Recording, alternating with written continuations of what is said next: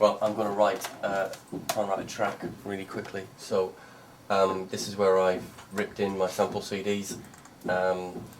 So I'm just going to go through some samples, find myself a kick drum.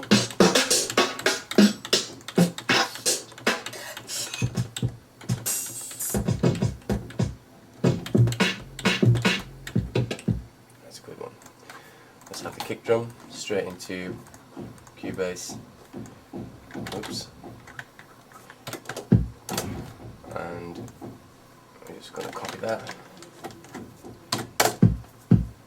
And then drop in some audio. Just do this really fast.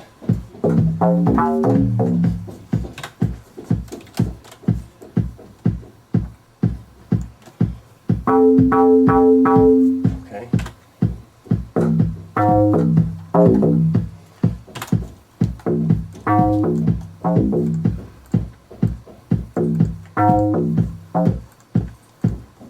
Again. Something a bit neater.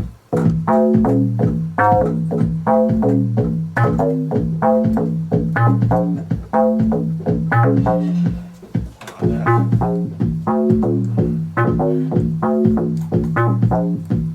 And what I normally do is cut up my audio. This is how I replace what most people would use as plugins. And then I've got a chance to quantize it. So yeah, quantize that. A few clicks, but with the wonders of Cubase, you can get rid of those.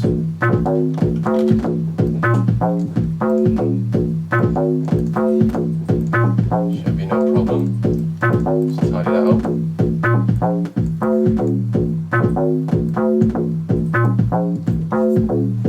There we go.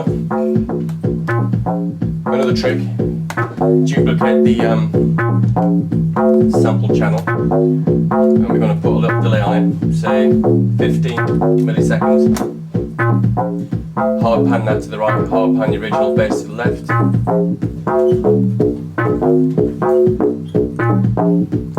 Turn it down a bit, so we've got that level.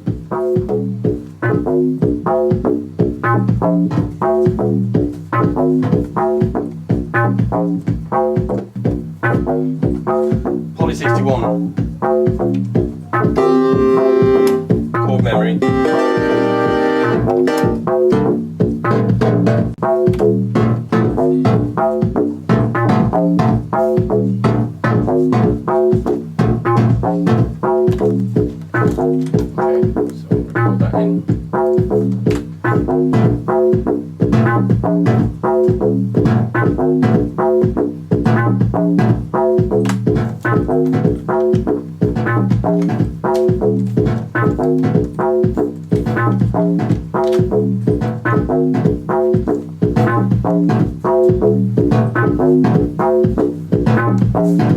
Okay, let's do something a bit cheeky. Put these microphones in.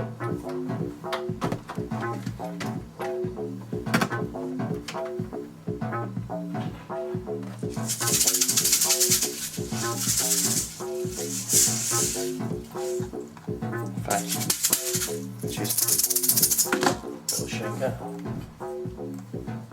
As you can see, it's pretty ghetto. Leave the music playing in the background. It's always good to make a tune. We're actually going to use that.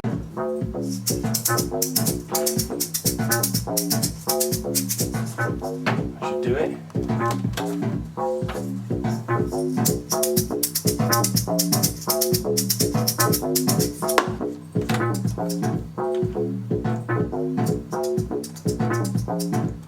So we have the little bit of recording. I'm going to duplicate that and just select another bit of rhythm.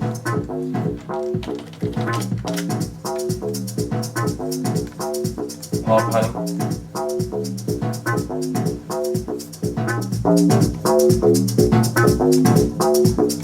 There we go, nice little house number.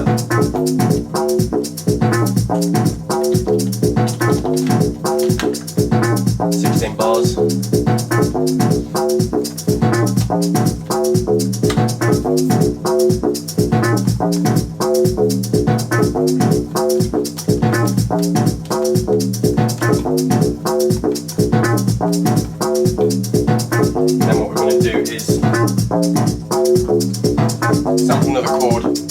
use the microphones to record it.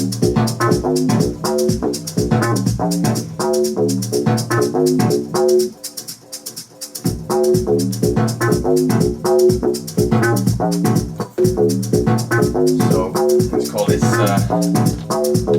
chord mic. So we should feed back. Yeah. Let's get a nice long chord.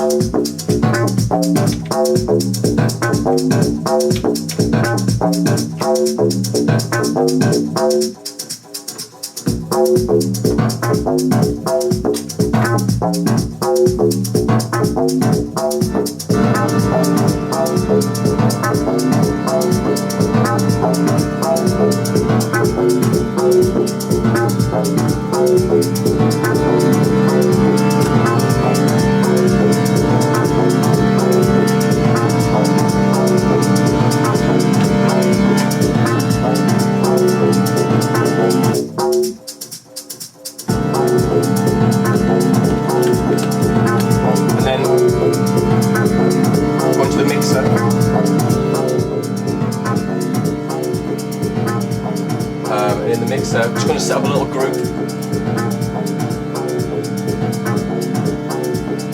Stereo group, in case we want to throw any stereo sounds in there. We're going to push, very old trick, push the kick drum into there and the chord, and just get a nice compressor from the UAD card. I use the Neve 88RS channel.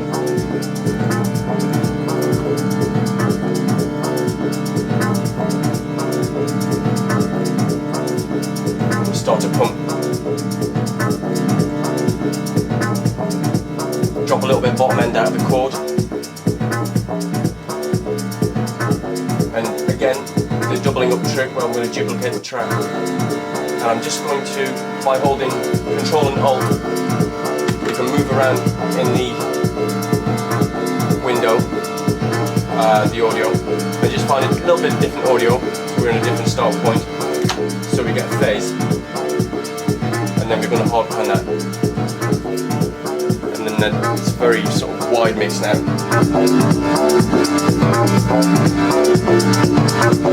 The beautiful thing about this is when we drop that out, we get the funk back.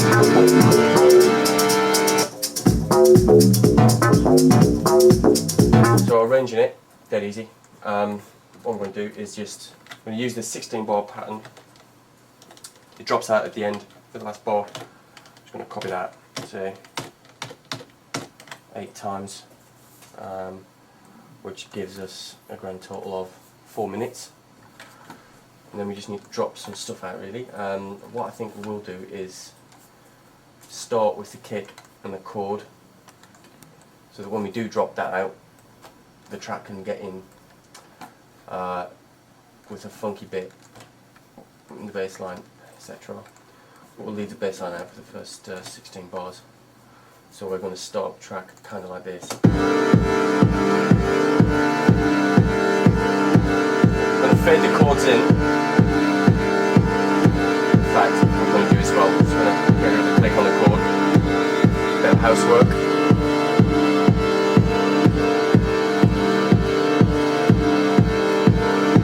There we go. I'm going to fade the chord in.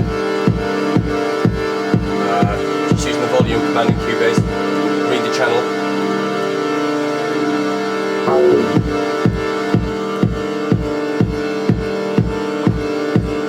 So yeah. In fact, let's have the shaker in there at the beginning as well, why not? Help it flow a bit. You can hear it's got the bleed from the speakers. Quite like that sort of stuff. It's accidental mess, isn't it? But it kind of adds detail to your song without just resampling yourself really. What we're going to do when it gets to the point where everything kicks in, we're going to drop out the chords. It should be quite good.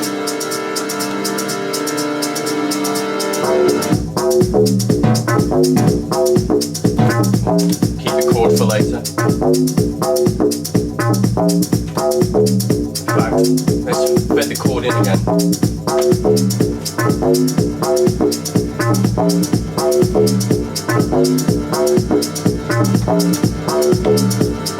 we're going to bring the chord in this time with this one as well. We're going to EQ it slightly. 2000 hertz, 2 kilohertz.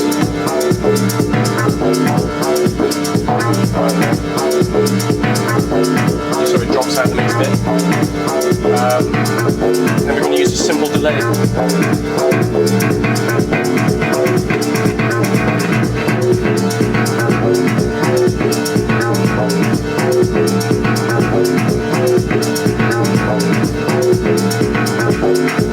Drop the ball bend down.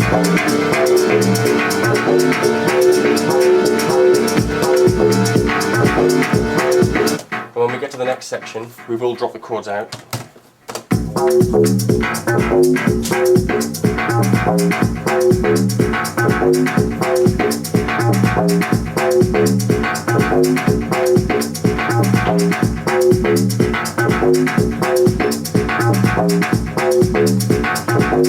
we're going to do there is we're going to drop some sort of tom and a clap of some sort to give it more of an Afro vibe, which again, just going to go into my sample bank, find something that's worthy.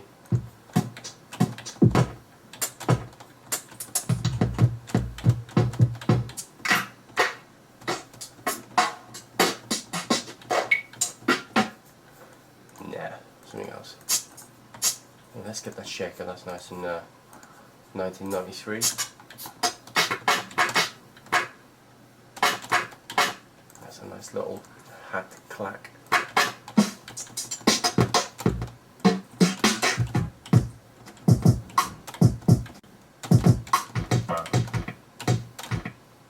Yeah, let's use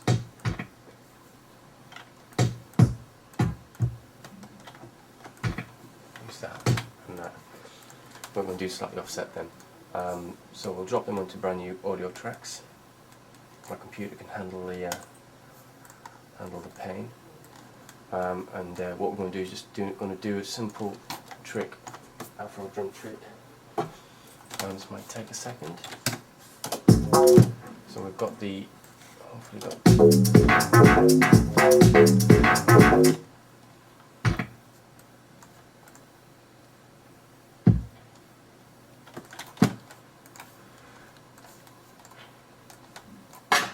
There's our clap. For the clap, we just need to take the quantize off, drop this in where I think it should go really. No specific thing, neither, they're not lined up totally, but hopefully this will give us, I'm going to quantize the second one and then again I'm going to half that, I'm just going to join these together so that we've just got a little part that we can move around.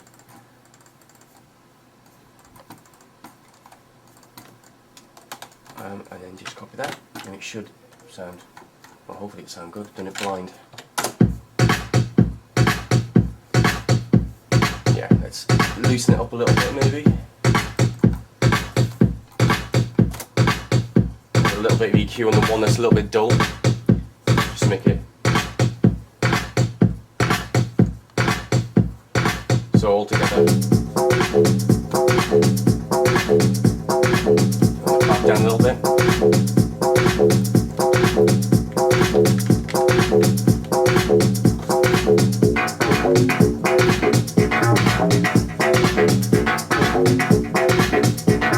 Just tweak the delay down on the chords a bit too heavy at the minute.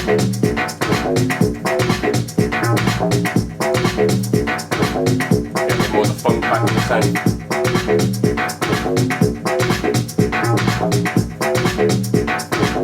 Maybe what we'll do as well, we'll just blindly record a big shake from the rain stick.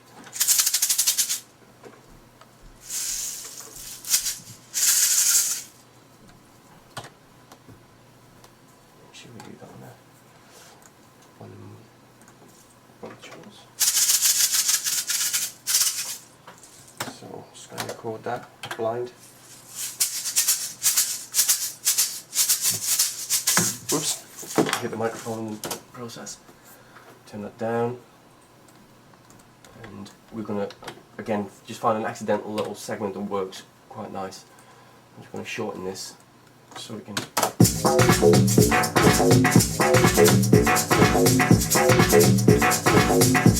we go. Found it. That section there will do.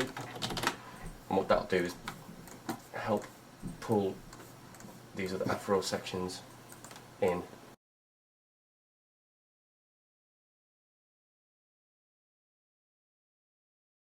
That shaker should just now bring the other elements together.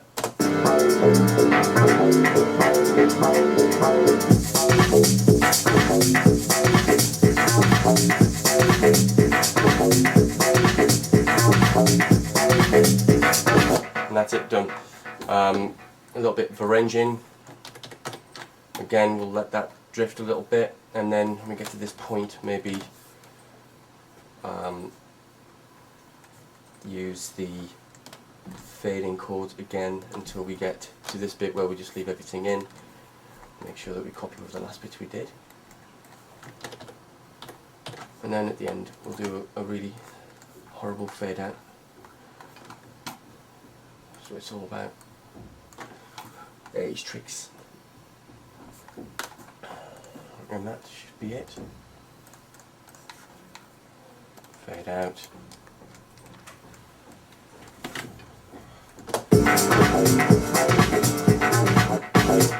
Okay, then that's it. Done. Piece of house music.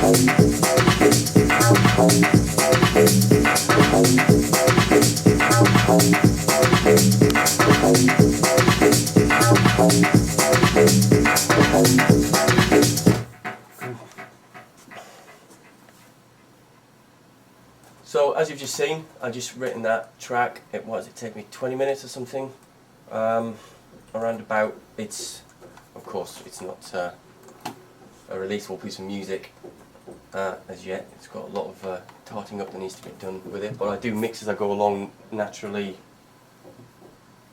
growing the sound as I produce. Again, my sound relies on quite a lot of the instruments that I use. So I don't really use synth plugins very often at all. Simple EQing, really simple EQing, just to help things sit correctly as you're writing. I've used a couple of compressors and a delay. Very, very simple stuff. I haven't named any of my tracks, so it's going to be a nightmare when I come back to it. But that's a studio trick, that is, not naming anything. A few little tricks that we've done there is doubling up tracks, slightly offsetting one track, delaying it, and then hard panning them left and right.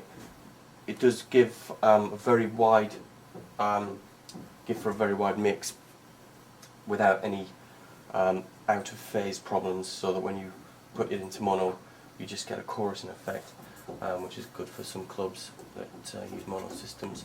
Yeah, and little bits of shaker recording. I mean, it's pretty basic stuff. I record when I'm making tunes or when I'm producing music for singers or whatever. I generally record everything at my little control desk here, but I will naturally, if something hasn't worked quite well, take it somewhere else and do it properly. Decent recording facility or whatever.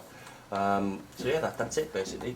Pretty simple stuff. The bass line's coming off the Roland SH09. If they haven't already, they really should make a plug-in of this, because it's a beautiful keyboard. It's built like so heavily. It's rock solid. The chords coming off what would have been Korg's answer to the Juno 106, and that's the Korg Poly 61 M for MIDI. So yeah, that's the core of my sound really. I use that quite a lot. Yeah, that's it really. The end.